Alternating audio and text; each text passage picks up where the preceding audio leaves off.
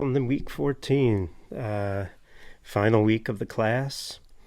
I hope you enjoyed the semester. It's obviously not a normal semester, far from it, but I hope that you gain something from it, have a little bit of a better understanding of anthropology and archaeology in general, and also the Middle East in particular.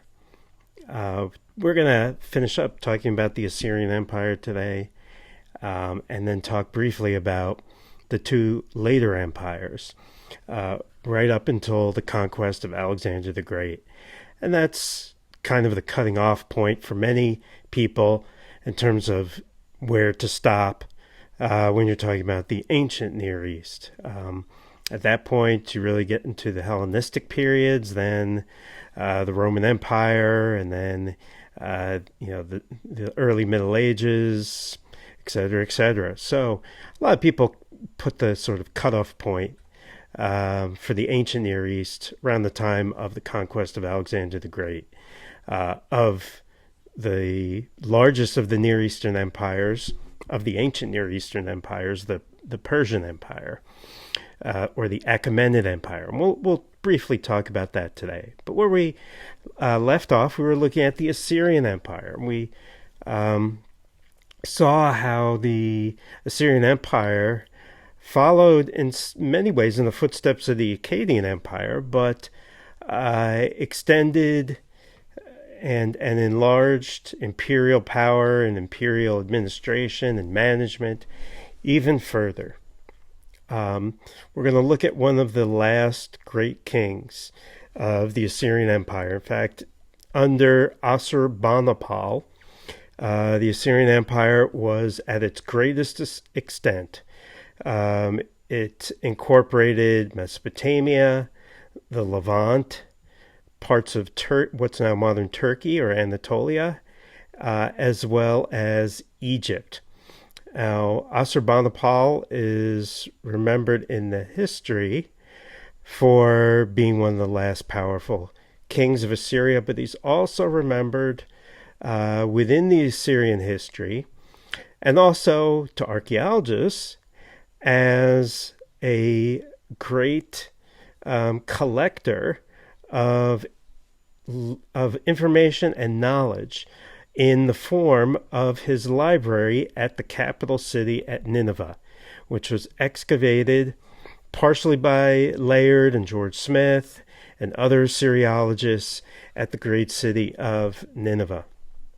So this predates the Library of Alexandria, and it, with its discovery and the decipherment of the tablets, it gave us a huge wealth of information about not just the Assyrians, but also earlier cultures, because Ashurbanipal collected and transcribed, or had tablets transcribed and cataloged in his library. So he scoured other libraries and other archives for important tablets and had them copied and cataloged within his library, and even brags about it. Ashurbanipal within the palace took care of the wisdom of Nebo, the whole of the inscribed tablets, of all the clay tablets, the whole of their mysteries and difficulties I solved.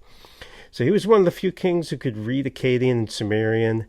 He was also able to solve mathematical problems, and it seems that this was more important to him than military matters. At least that's what it seems, even though he obviously had to attend to those as well. There were over 30,000 clay tablets, including the Epic of Creation according to the Assyrian mythology, the Epic of Gilgamesh. Much of what you read comes from the translated tablets from Ashurbanipal's library, and also very helpful to linguists, word lists, bilingual dictionaries. Right? That was one of the things that helped crack the earlier languages like Sumerian. medical diagnoses, astrological texts, right? So just a huge and impressive wealth of knowledge, and many of these tablets are on display in the British Museum. You can see some of the cases here, some of the tablets displayed, and they would have been organized much like this on these shelves, just like we saw at Ebla and other archives. Okay, so Ashurbanipal, again, lived at Nineveh. Nineveh was the last capital of the Assyrian Empire. It's the one that's mentioned in the book of Jonah, as we said before. Today, at the site of Nineveh, some of the reliefs from the palace, from Sennacherib, are on display. Many have been moved to museums. So some of the Lamassu are in museums like the one in Mosul or in Baghdad, or some are in Western museums as well. We're going to look at some of the reliefs of Ashurbanipal that were excavated from Nineveh and then brought to the British Museum. Now, many of the inscribed stone carvings of alabaster from Ashurbanipal depict hunting scenes, specifically lion hunting scenes. So we don't get the same sort of military conquest that we see with some of the other Assyrian rulers like we saw before.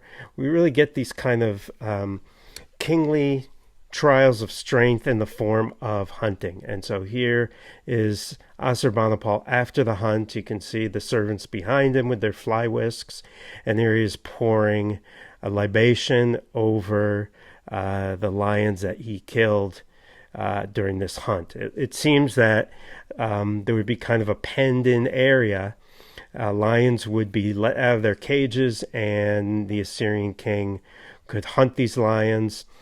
This is probably an exaggeration. Probably a lot of the lion hunting was done with a bow and arrow, and probably from a chariot, right? But this is Ashurbanipal.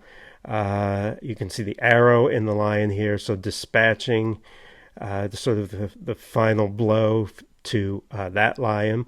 So you see lots of depictions of the lions being hunted, or in their death throes. I find it a little sad, actually, to see the lions dying on these reliefs, but this is a depiction of the king as a mighty hunter. And as many of you pointed out when you were looking at the Epic of Gilgamesh and other things we talked about, there was this kind of duality in Mesopotamian culture between the civilization and the wild. And in some case, or in some respects, you can see this as the king conquering the wild. Here's Ashurbanipal from his chariot, hunting lions from his chariot, you can see here, and some of the servants participating in as well. These scenes, when they were brought back to British Museum, caused quite a sensation. The level of artistry is very, very high, as you can see. I would say it's equivalent to many of the things we see in other cultures. And so the beauty of, no matter what you think of the scenes themselves, the subject of the scenes, they are beautiful.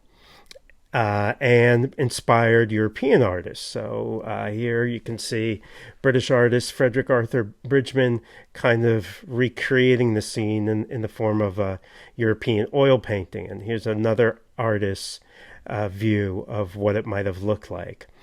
You can see, all the curls and the details in the hairstyles and the decorations, right? And even within the lion's fur. Okay, from the greatest extent of the Assyrian Empire, which was a little bit before Ashurbanipal, to the very end of the Assyrian Empire is about 100 years. from the death of Ashurbanipal to the end of the empire is just 15 years. So the Assyrian Empire collapsed and unraveled very quickly, and we're going to talk about some of the reasons why. Some of the reasons were the resentment that the Assyrians created in other populations. As you can imagine, they were not too popular among many peoples, right? And, the Bible, once the Assyrian Empire falls, when Nineveh falls, there's celebratory poems or passages within the Bible. We talked about the lost tribes of Israel, so that's not a big surprise. Other civilizations that were conquered by the Assyrians were also resentful. All the population movement actually kind of, in some ways, changed the makeup of the core of the Assyrian Empire. We're going to talk about some of the pressure on resources and the pressure on the empire when it got too large to basically keep up.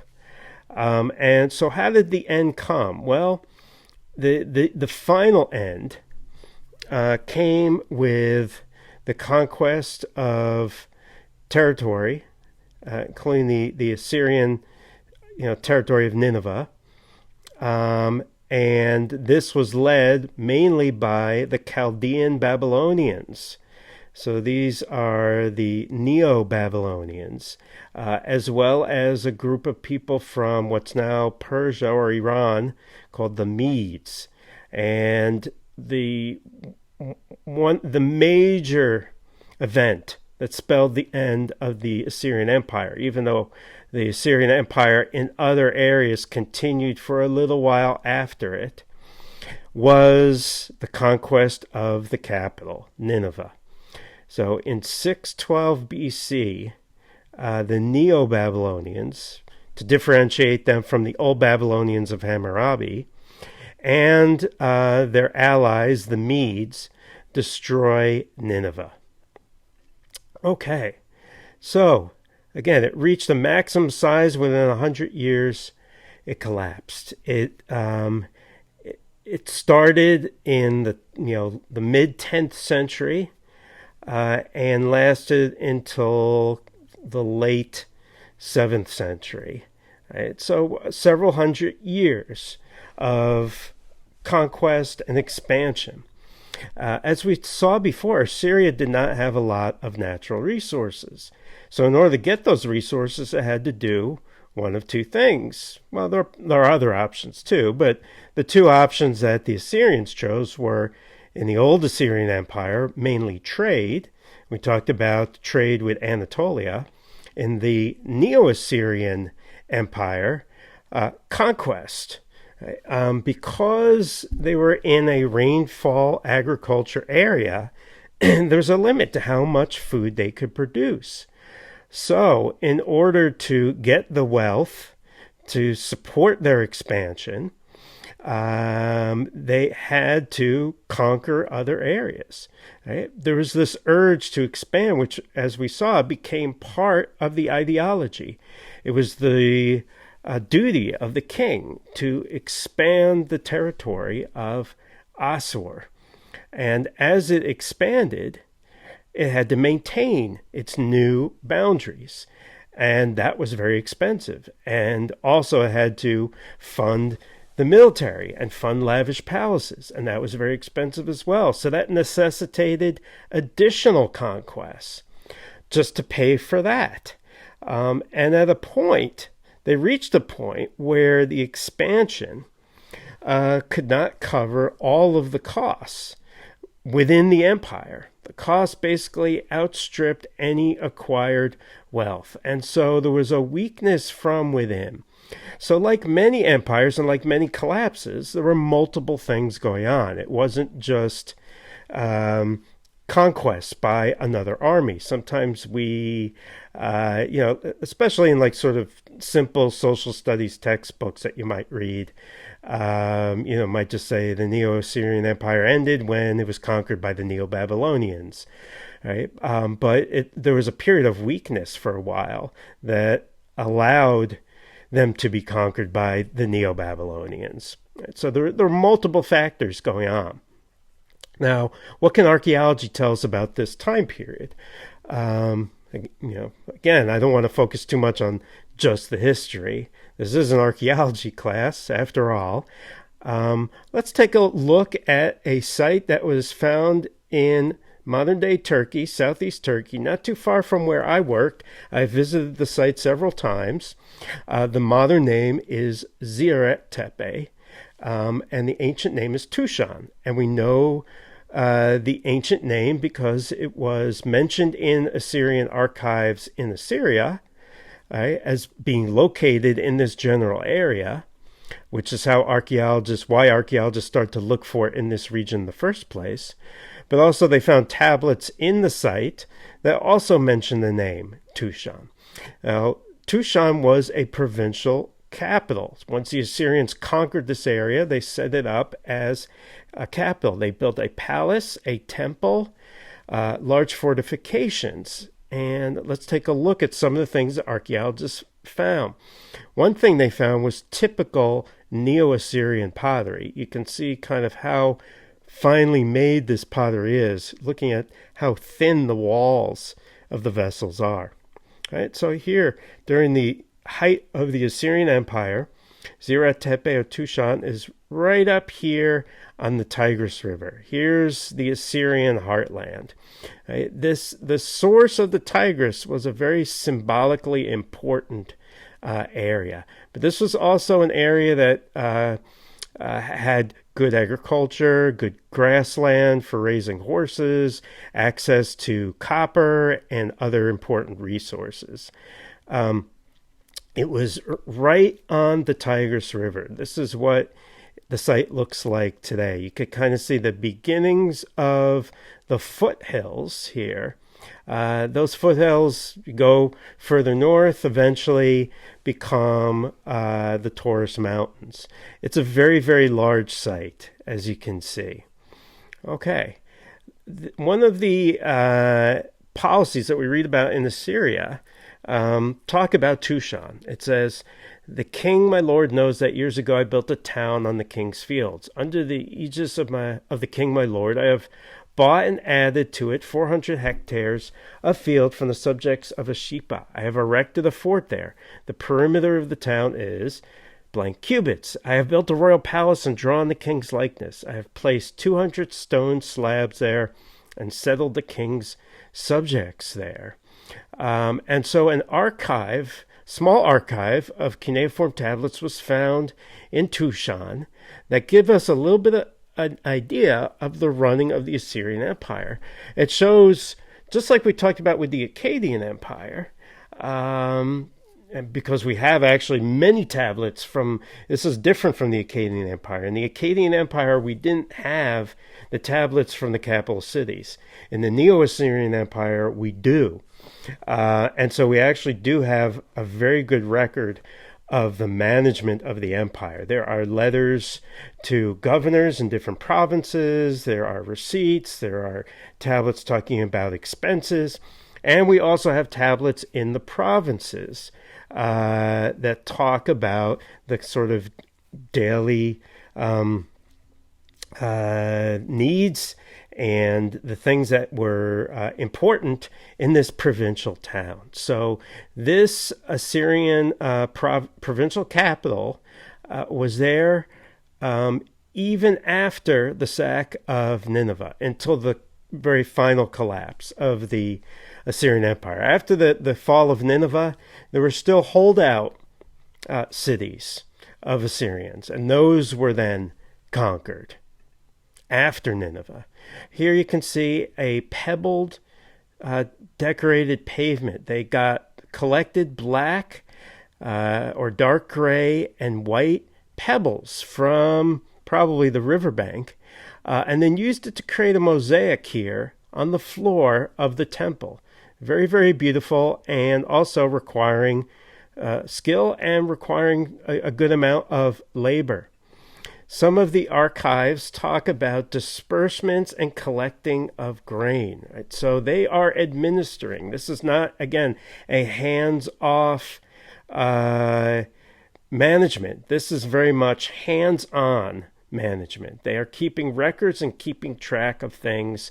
They are determining how much food is being produced, the storage of the food, the sending of some of this back to the capital, or to fund other kinds of imperial activities.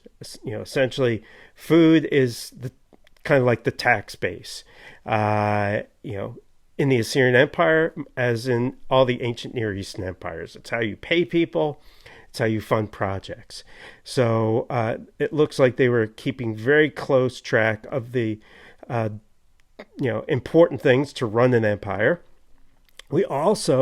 Archaeologists also found a fortification around the site, and they found a military garrison where they found armor. You can see here some scale armor. They would take these metal scales and stitch them up to form a cuirass, or a kind of like a breastplate. You can see some of the weapons here. And you might recognize this. This is the same game as the game from the Royal Tomb of Ur.